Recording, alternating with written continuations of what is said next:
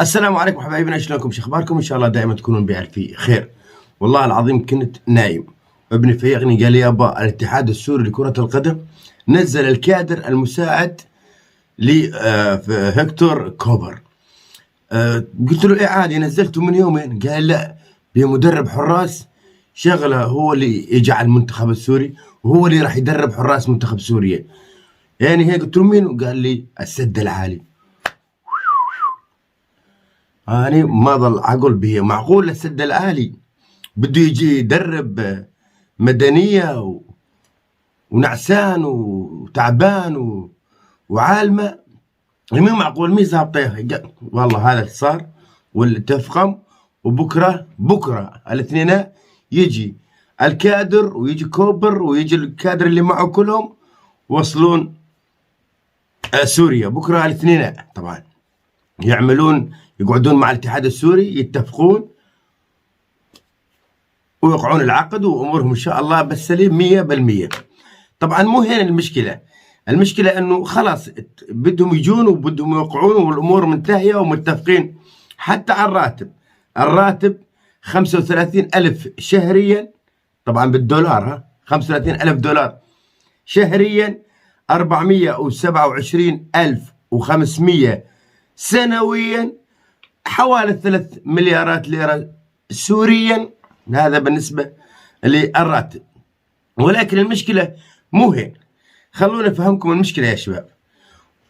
انتوا يا اهل الواسطات، اهل المحسوبيات، اهل زبطني واهل دبرني واهل الكاجو واهل الكراتين، مو بكرة تتصلوا لي على هوكتر او على حضري او على السد العالي او على الو مرحبا كيفك، دخلوا لنا فلان معك، الو ابو علي جويه بيسلم عليك ويقول لك دخلوا لفلان، او يتصل عليك الو الشيخ محمد يقول لك دخل لي هذا، خلي هلو والجريه يتفرجون عليه. والله جم علي على الديوان وقضبوا وعجدوا ما حرمتوا، قالوا ما يلعب فلان.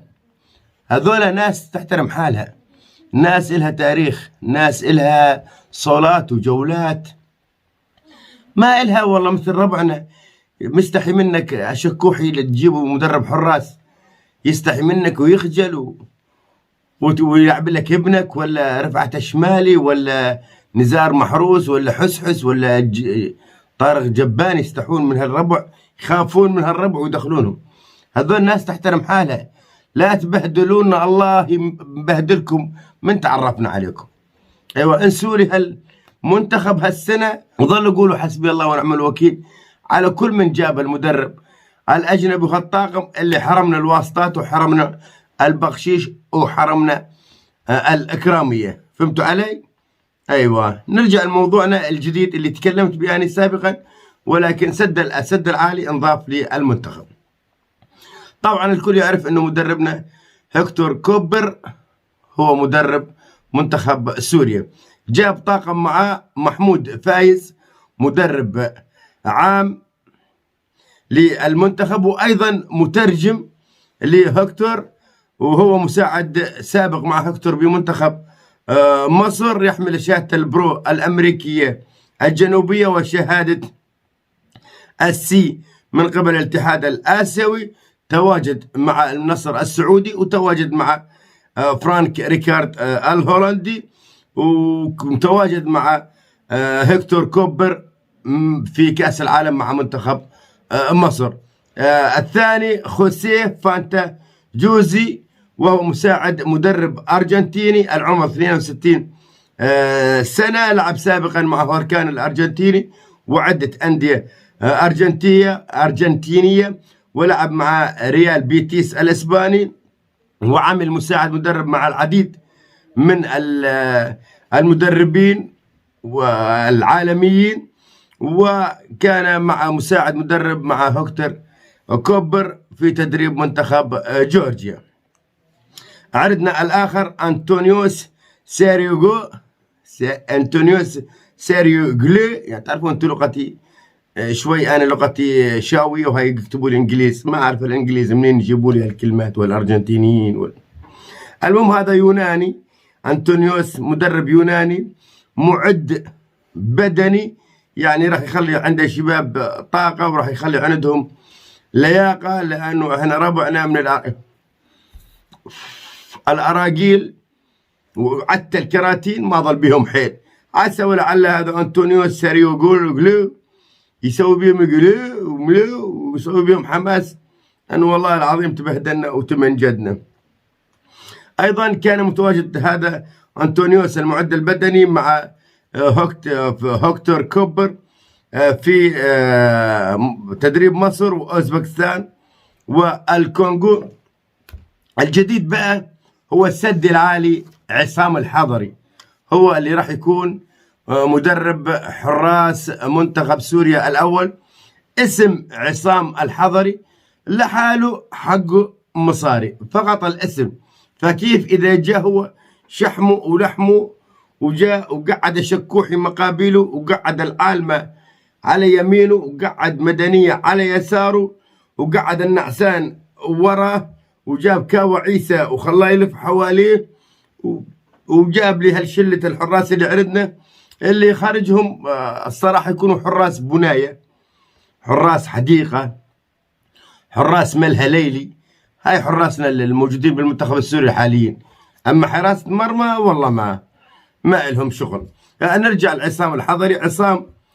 عصام كمال توفيق الحضري، الملقب بالسد العالي، مواليد 73، طوله 1.88 سنتي، حارس مرمى مصر، حارس مرمى الأهلي، الإسماعيلي، نص الأندية المصرية، حارس مرمى التعاون.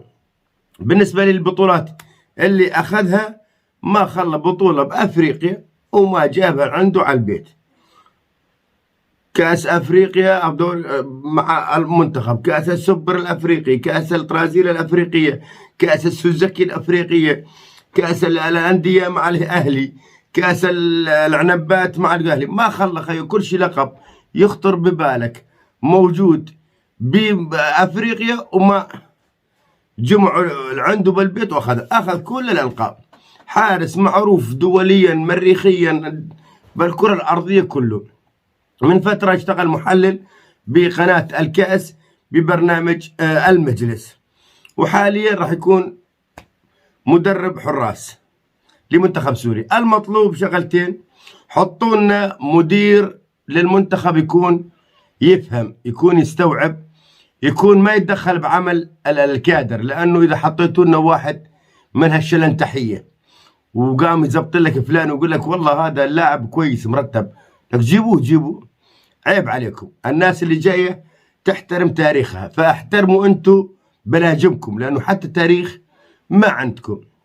ناس ماخذة ألقاب وناس ماخذة بطولات، وإحنا ماخذين كاجو وسنكريس وعجب دعبل وجعبي. عيب له والله العظيم، لا تبهدلونا والله. لا أعرفكم انتوا، ولو يا وال انت رفعت شمالي، عيب عليك يا وال. إذا طيعني قدم استقالتك وشوف لك واحد ما يحب الواسطات ولا يحب المحسوبيات، وخليه يجي معه الشباب الطيبة، ولا تعطون رقمهم لحدا. عيب والله العظيم، لا تبهدل، ولو الله لا تبهدلونا. الا باكر الا ابو علي وابو محمد والشيخ فلان وعضو مجلس الشعب وعضو مجلس القنادر ومن السوالف، والله لا تبهدلونا. ونصيحة: استروا علينا وخلوا هالشباب تشتغل على كيفها تنوصل الكاس آسيا. بنهاية المقطع دمتم بحفظ الله ورعايته، أحبكم في الله، إلى اللقاء.